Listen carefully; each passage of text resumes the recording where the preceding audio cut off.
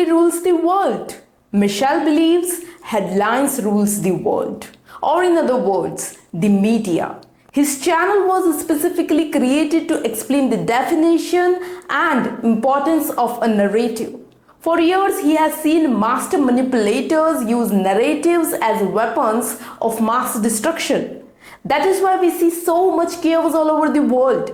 So he decided to do something about it. Since the invention of TV, the masses have been reacting to narratives. But this is over because Michelle will show the world how to create narratives instead of reacting to them.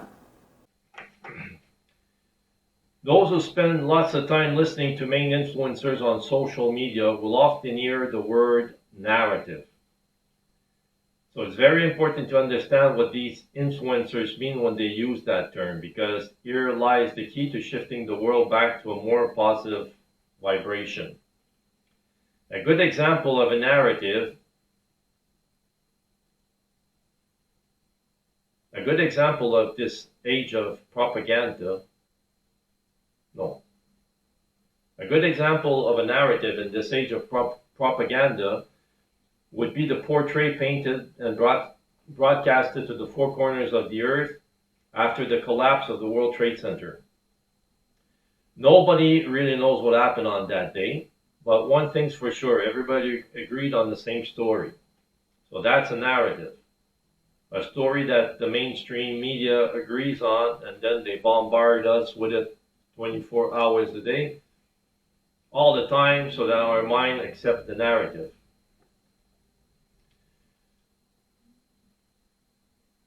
So we can clearly see that the masses are being steered down a well-orchestrated path because people are forced to react to this international domination of information.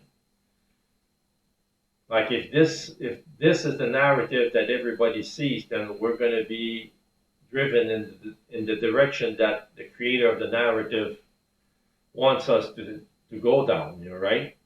For instance, let's assume someone disagreed with the official mainstream media version of the truth regarding the World Trade Center. Well, we don't have to assume because lots of people did disagree with the main version of the World Trade Center.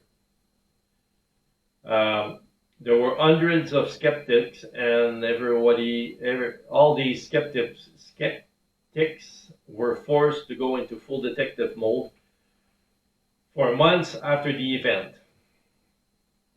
All these free thinkers had to drop whatever project they were working on in order to invest their time into critical analysis. So the entire planet was shoved. With that aside, were humans squeezed into reaction mode by any other crisis? Well, I've been paying attention to social media for the past 5 years, and I've managed to pick out a new disaster every week. So it would be way too time consuming to dive into this. I'm not going to dive into every crisis because every week there's a new crisis.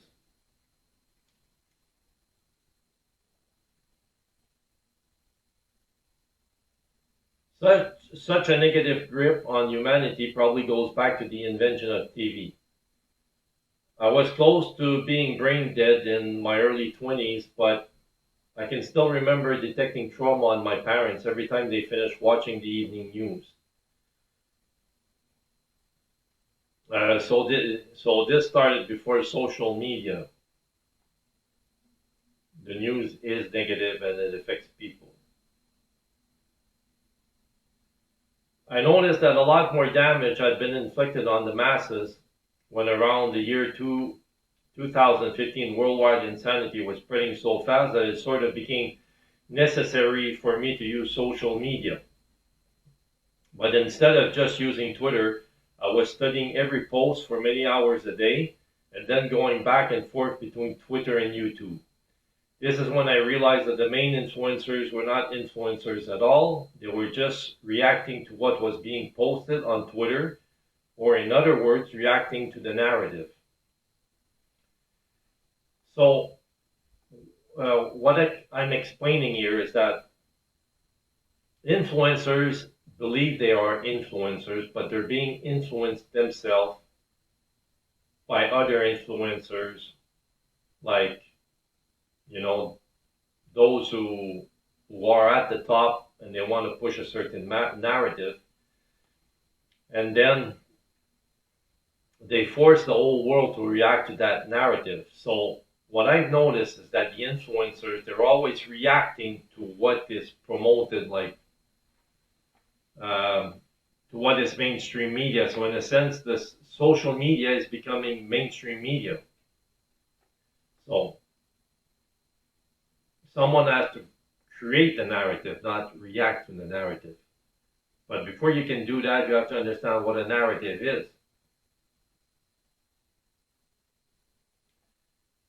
So right now, I believe that I'm the only one who can create narratives and break narratives, and I've been doing it, like I said, using a pseudonym. What I do is I bombard social media with one thing until I see. So you watch what people are posting, and then you bombard the platform, and then you see if people are going to start to talk about what you are posting. So you have changed the narrative, you created the narrative, you've broken the narrative of the mainstream media, and I do that all the time. And I have to teach other people how to do it on my platform. So, like I said before, in another short video, I started this with the experiment of trying to make people listen to Diana Ross again.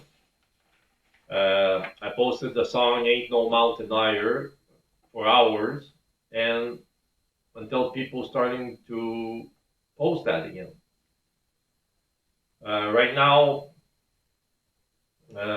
it's starting to be more difficult to do that because they're blocking YouTube, like the video doesn't appear anymore, so the link doesn't open. I noticed that this has been happening a lot lately, that that YouTube links don't open, and since music is mostly on YouTube, um, so I'm gonna have to stop doing that on other sites anyway, and on my site, the YouTube links do open.